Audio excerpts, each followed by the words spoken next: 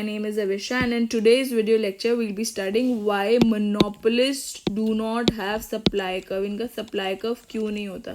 तो monopolists do not have supply curve. Unlike perfect competition में तो supply curve होता है, but monopoly के केस में हमारा जो supply curve है वो नहीं होता. क्यों नहीं होता? Because when MC curve is supply curve, जब हमने उसके अंदर पढ़ा था कि MC कर्व जो होता है वही हमारा सप्लाई कर्व होता है. This is because there is कोई यूनिक रिलेशन एग्जिस्ट नहीं करता प्राइस और क्वांटिटी सप्लाइड के बीच में. मोनोपोली के केस में it is possible for monopolist to produce a supply and supply different quantity at same price. वो सेम प्राइस पे भी अलग अलग क्वांटिटी बेच सकते हैं या अलग अलग प्राइजेस पे सेम क्वांटिटी भी बेच सकते हैं. तो दैट इज पॉसिबल कि मोनोपोली जो है उसका कंट्रोल होता है over demand, so that for every different demand function there is different quantity.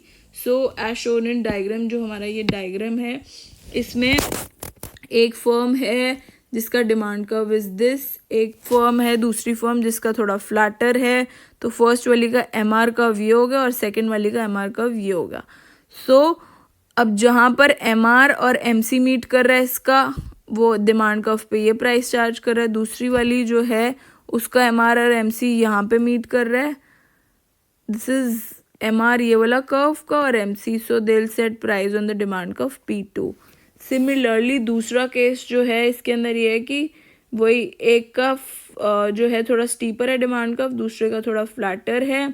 और फिर एक फर्म जो है, मतलब एक मोनोपोली जो है, वो ऐसा प्राइस चार्ज कर रहा है सेम फॉर डिफरेंट क्वांटिटी जो कि वो बेच रहा है मार्केट में. इसमें एक क्वांटिटी के लिए अलग अलग प्राइस चार्ज कर रहा है, इसमें एक प्राइस चार्ज कर रहा है अलग अलग क्वांटिटीज के लिए. सो इसमें यही बता रखा है कि D1 जो है प्रॉफिट मैक्सिमाइजिंग क्वांटिटी Q1 है उसकी.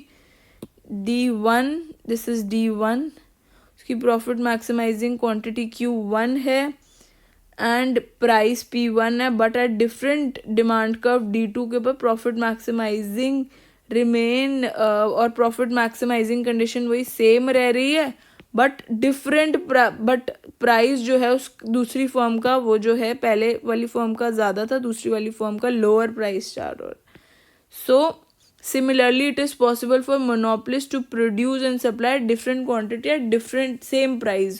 और ये भी possible है कि वो ऐसा भी कुछ कर सकती है कि जहाँ पर अलग अलग क्वांटिटीज़ के लिए सेम प्राइस चार्ज कर रही है. तो इसलिए वहाँ तो हमने बोला था कि जो हमारा सप्लाई का वो होता है वो हमारा MC जैसा होता है, but it should be greater than, जहाँ पर प्राइस जो है वो that is greater than average variable cost. तो उतना सप्लाई का होता है, नीचे वाला पोर्शन नहीं होता. हमने ये बोला था परफेक्ट कंपटीशन में. बट इस केस में दोनों कंडीशन हो सकती है कि वो एक क्वांटिटी के लिए अलग अलग प्राइस चार्ज कर रहा है और एक प्राइस चार्ज कर रहा है अलग अलग क्वांटिटी के लिए. तो ऐसे केस में एक सप्लाई कर्व को डिटर्मिन करना थोड़ा डिफिकल्ट है. तो इस केस में मोनोपोली के केस में कोई सप्लाई कर्व होता ही नहीं है. ठीक है, आई होप समझ में आया होगा आपको कि मोनोपोली के केस में सप्लाई कर्व क्यों नहीं होता. क्योंकि वो अलग सेम क्वांटिटी के लिए अलग अलग प्राइस भी चार्ज कर रहा है और अलग अलग क्वांटिटी के लिए एक सेम प्राइस भी चार्ज कर रहा है. तो ऐसे में एक सप्लाई कर्व को डिटर्मिन करना MC से इट इज़ डिफ़िकल्ट. उसमें हमने देखा था कि परफेक्ट कंपटीशन में जो MC कर्व होता है उसी का ही जब price is greater than average variable cost, जो ऊपर वाला पोर्शन होता है उसको बोल देते हैं सप्लाई कर्व आ गया. बट इस केस में, इसका मोनोपोली के केस में कोई सप्लाई कर्व नहीं होता.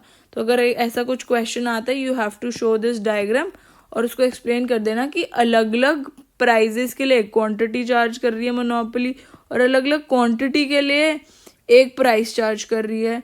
सो this is the reason why कि मोनोपोली का कोई एक सप्लाई कर्व नहीं होता, अनलाइक हमारा परफेक्ट कंपटीशन में जो हुआ करता था जिसमें बोलते थे कि मार्जिनल कॉस्ट कर्व जितना है उसका लेते हैं, but it should be greater than, price should be greater than average variable cost. तो वो वाला पूरा ऊपर वाला रीजन को बोलते थे सप्लाई कर्व है.